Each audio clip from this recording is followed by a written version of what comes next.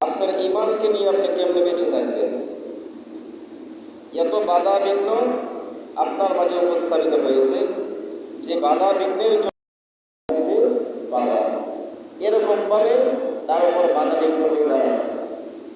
এখন ওই মানুষটি চিন্তা করে যে কতটা বাস্তব, আমি তো আসলে ইমানদার না, তাহলে আমি জাকাত দিয়ে কি লাভ করবো? তখন ওই মানুষটা জাকাত থেকে বিরত হয়ে যায় যে তুমি তো এখনো পূর্ণাঙ্গ ইমানদার হতে পারবে না, তুমি নামাজ কেন পড়বা? তখন চিন্তা করে যে কতটা বাস্তব, আমি এখনো পূর্ণাঙ্গ ইমানদার বলে দাবি করতে পারতেছি না, আমি নামাজ পড়লে কি হবে? তখন বলা হচ্ছে যে তুমি যে হজ করার জন্য যারা, তুমি তো 5 ওয়াক্ত নামাজই পড়ো না, তাহলে তুমি হজ করতে গেলে না, তোমার খরচ হয়ে যায়। যখন তুমি মানুষকে সৎ পথের জন্য আহ্বান করবা, তখন তোমাকে বলা হবে তুমি নিজেই তো সৎ পথে চলতে পারো না, তুমি নিজেই সৎ পথে চলতে পারো না, মানুষকে কেমন করে তুমি সৎ পথের আহ্বান দিবা? তখন ওই মানুষটি চিন্তা করবে কথা তো বাস্তব, আমি নিজেই তো এখনো পর্যন্ত সৎ পথে চলতে পারি না, তাহলে আমি মানুষকে কেমন করে, কেমনি আমি মানুষকে সৎ পথের আহ্বান করবো এবং সৎ পথের দাওয়াত দেব? আমি নিজেই তো এখনো অসৎ পথে লিপ্ত আছি। ওই মানুষটা সৎ পথ থেকে, দাওয়াত থেকে দিচ্ছে না। যখন বলা হবে, ওই মানুষটি যখন বলবে আমি অসহায়দের পাশে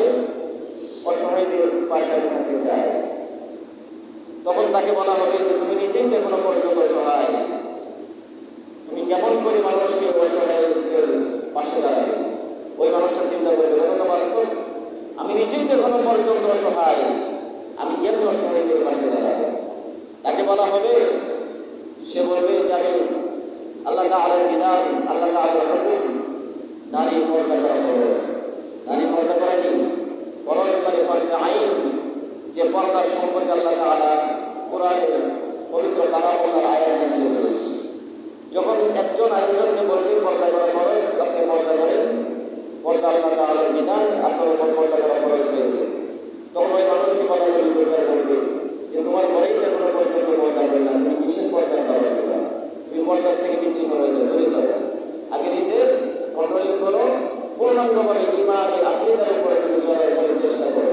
তখন ওই মানুষটি চিন্তা করবে কথা বাস্তব, আসলে তো আমার ত্রুটি আছে, সেই ত্রুটির থেকে তো আমি এখনো মানুষকে দাওয়াত দিতে পারছি না, দিতে পারি না। আপনি একজনের সন্তানকে নামাজের জন্য দাওয়াত দিবেন, সৎ পথে চলার জন্য দাওয়াত দিবেন, তখন আপনাকে বলা হবে আল কাফিয়াতাহু আলাল আস, তুমি যে সেই সন্তানকে সৎ পথে থাকার জন্য তুমি দাওয়াত দিচ্ছ, তোমার সন্তানই তো এখনো পর্যন্ত সৎ পথে আনতে পারবে না, তুমি কিসের দাওয়াত দেবে? এইভাবে জান্নাতে চলে যাবে, এটা তো কখনোই হতে পারে না। তুমি যাকাত দিয়ে কি আল্লাহ তাআলার জান্নাতে চলে যাবে, এটা তো কখনোই হতে পারে না। তুমি হজ করে কি আল্লাহ জান্নাতে চলে যাবে, এটা তো কখনো হতে পারে না। এইভাবে মানুষকে বিকৃত করা হবে, বিকৃত করা হবে এবং রূপান্তরিত করা হবে। এইভাবে মানুষকে শয়তান আমরা কখনোই দেখি না। শয়তান দেখছি? কেউ বলতে পারবে না শয়তানের চেহারা এরকম? শয়তান আমরা কেউ দেখি নাই, কিন্তু আমরা সদা সর্বদা শয়তানের সাথে বাস করি। ইন্না শাইতানা ইয়াইদুকুমুল ফাকরা, শয়তান তো ধরে ফাকরাও করে আপনাকে, কিন্তু আপনার পাশে, আপনার সাথে, আপনার কলিগ এমনভাবে আপনাকে শয়তানের মতো, শয়তানের চাইতেও বেশি সে আপনাকে পাকড়াও করে রাখছে, কিন্তু আপনি নিজে আদৌ এখনো পর্যন্ত ধরতে পারেন না।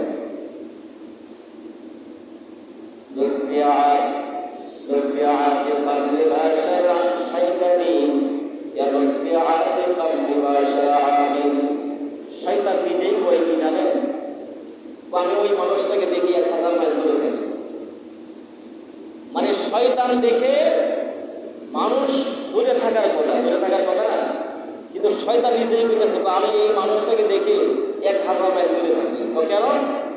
সে এমন কিছু কামাই করছে বর্তমানে যে আমাকে ডিঙিয়ে গেছে, এই জন্য আমি তাকে ভয় করছি। আমি নিজে তো আসলে জান্নাতে যাব না, কিন্তু সে এমন কিছু কাজ করে যে কাজগুলি আমার করা সম্ভব না, আমি নিজেও করতে পারি, আমার পরিচয় প্রকম্পিত হয়ে যায়, ওই আতঙ্ক হয়ে যায়, কিন্তু আমি এইগুলা কাজ থেকে বিরত, কিন্তু সে এইগুলা কাজ আনায়াস একদম রিল্যাক্স তবে সেই কাজগুলি সাকসেসফুল হয়েছে। শয়তান নিজে বলতেছে আমি তাকে দেখে অনেক ভয় পাই। আপনি বলেন এখন যদি শয়তান এমন একজন মানুষকে দেখে যদি সে ভয় পায়, তাহলে ওই মানুষটার অবস্থান তাই কিয়ামতের দিন কি হতে পারে? কেন? তখন সে বলবে যে ভাই আমি ভয়ে আতঙ্ক হয়ে গেছি, এই রাস্তা দিয়ে দেখবে একজন মানুষ যাবে, ও তাকে দেখে আমি আতঙ্কিত হয়ে গেছি। যদি তার মোকাবেলা হয়ে যায়, যদি আল্লাহ তাআলা তার জায়গাটুকু নিচের দিকে ডাবিয়ে দেয়, তাহলে তো তার সাথে আমি ডেবে পড়ব। আমি এত অল্প সময়ে মৃত্যুবরণ করতে চাই না।